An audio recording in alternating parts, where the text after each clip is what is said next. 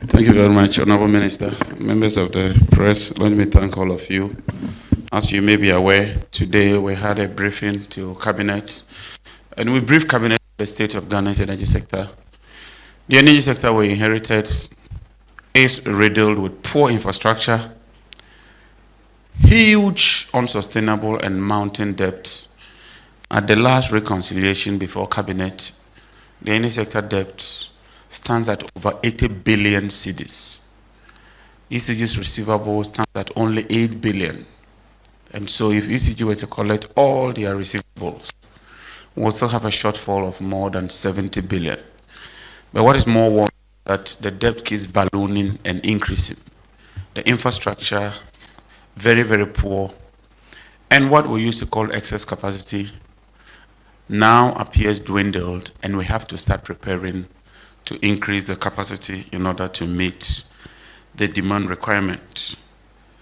We require about $700 million worth of liquid fuel in order to fill the fuel deficit, because our gas today is inadequate to meet our fuel requirements. Consequently, Cabinet has approved a raft of measures aimed at tackling the situation in the medium, long, and even in the short term. Cabinet has approved that in partnership and in conjunction with the Finance Ministry, we take immediate steps to construct a second gas processing plant. This gas processing plant would augment the shortfall and increase supply security. Today, let me put on record that we are not shedding load.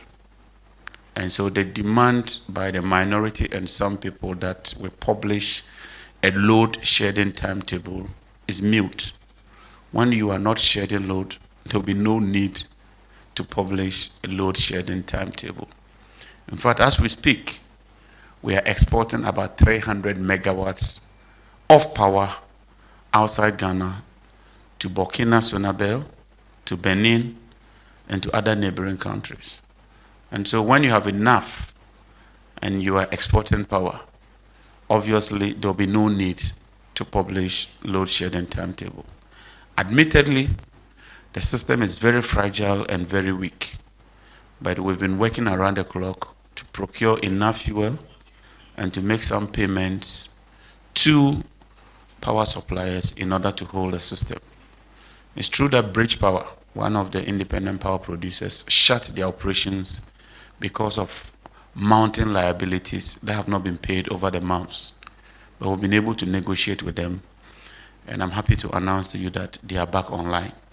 It's also true that NGAS threatened to shut down the pipeline from the 6th of March. We've also been able to work with them and to negotiate with them. And gas supply has resumed and increasing from NGAS.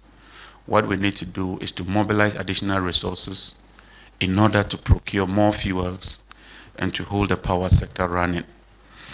Cabinet has also agreed that we operationalize the Renewable Energy Investment Fund, which will seek to deploy a lot of renewable energy, solar rooftops, EV charging stations, chargeable outboard motors, and more importantly, the deployment of solar street lights, which would press or suppress the peak demand, thereby making huge savings so that we can continue to produce power.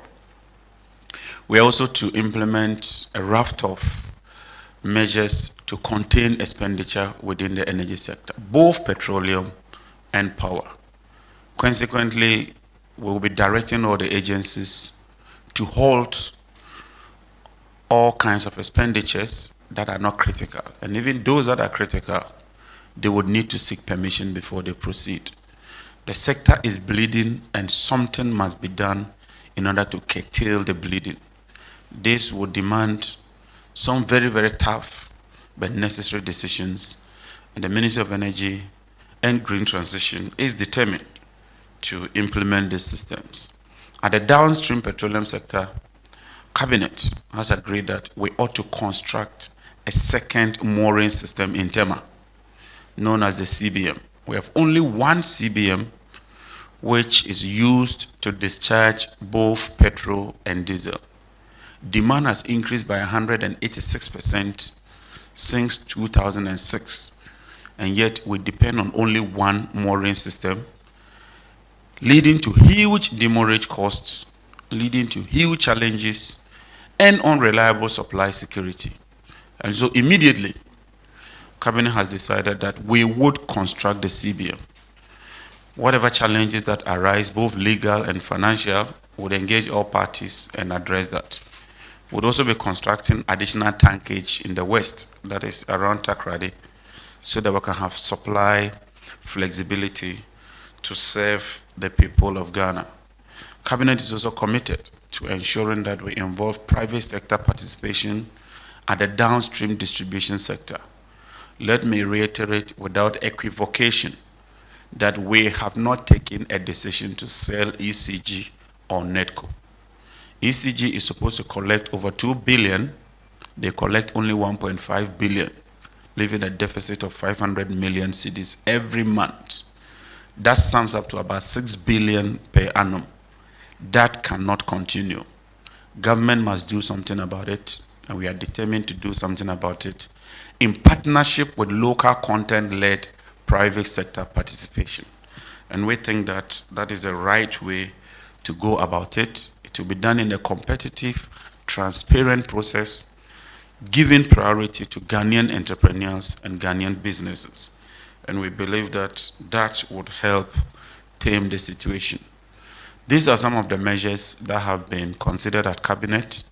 Additional measures will be taken, and when those measures are taken, we'll be more than willing to brief you. Thank you very much, ladies and gentlemen.